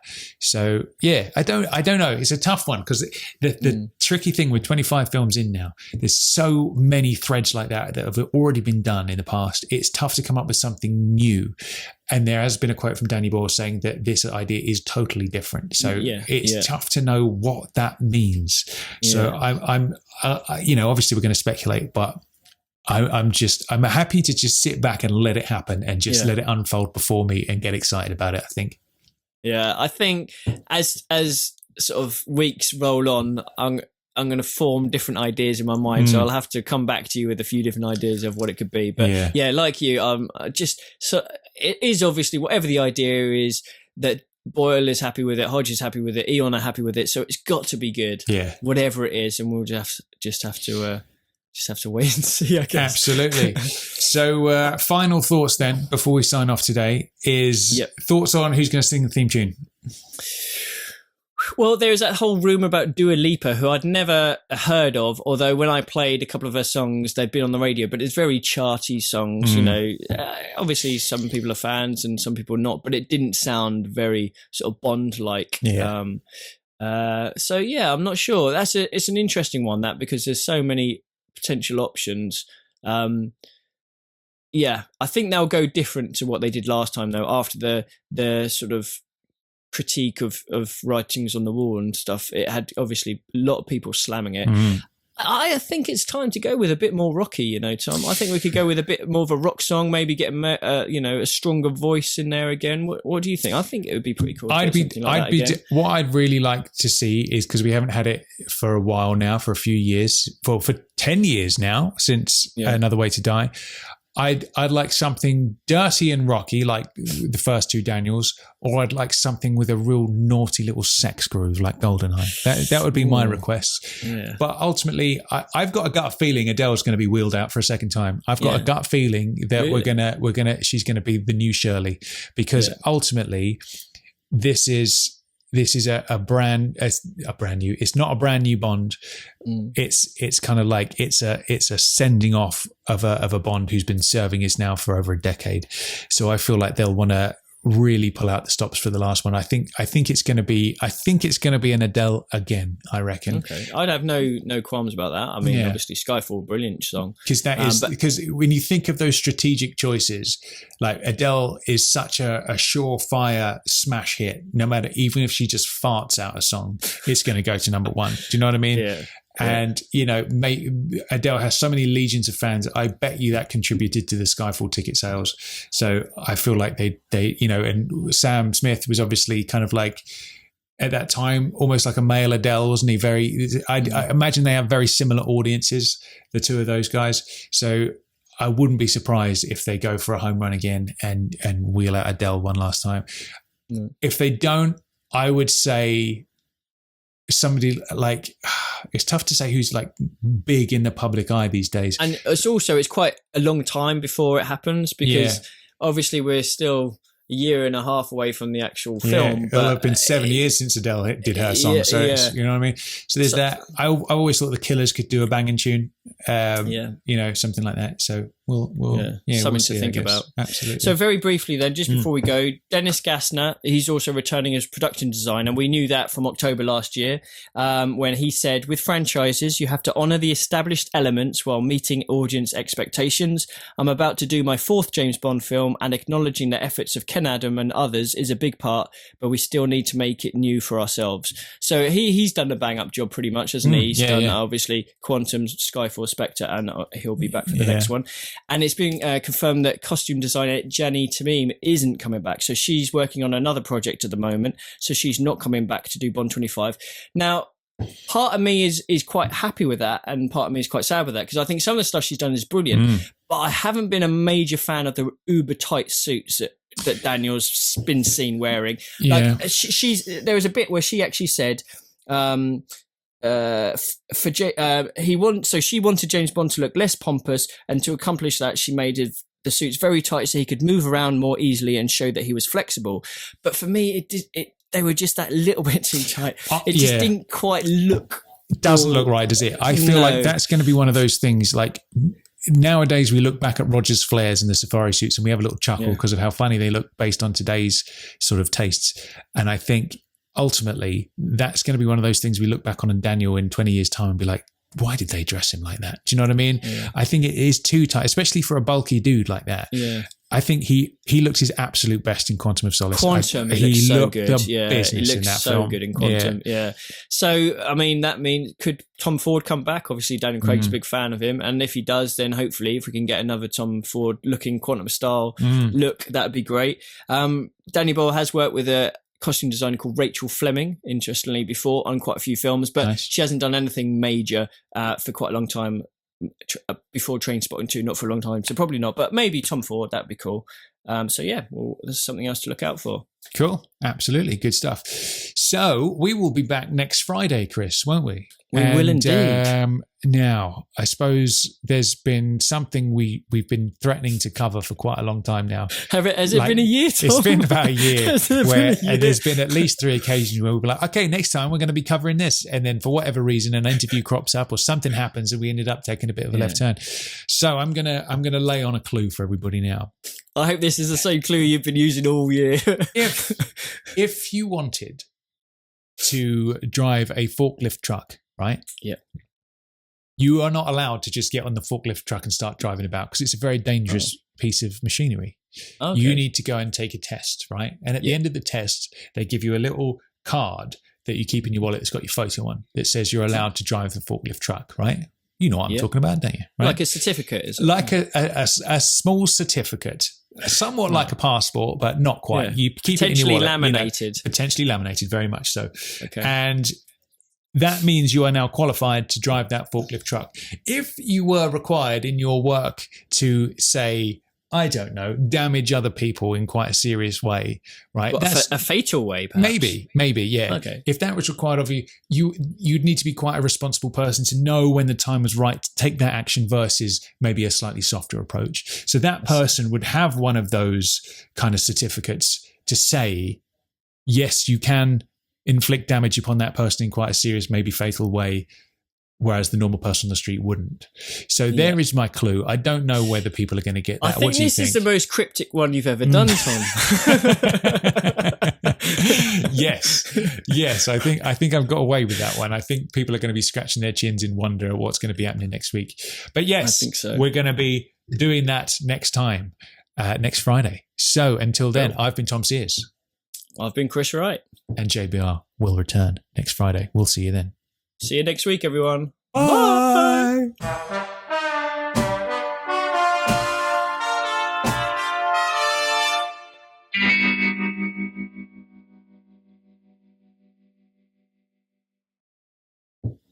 Sweet. Cool. It's been good to have you back, man. I've enjoyed it. Yeah, man. I've really enjoyed it. It's been good fun. It's great.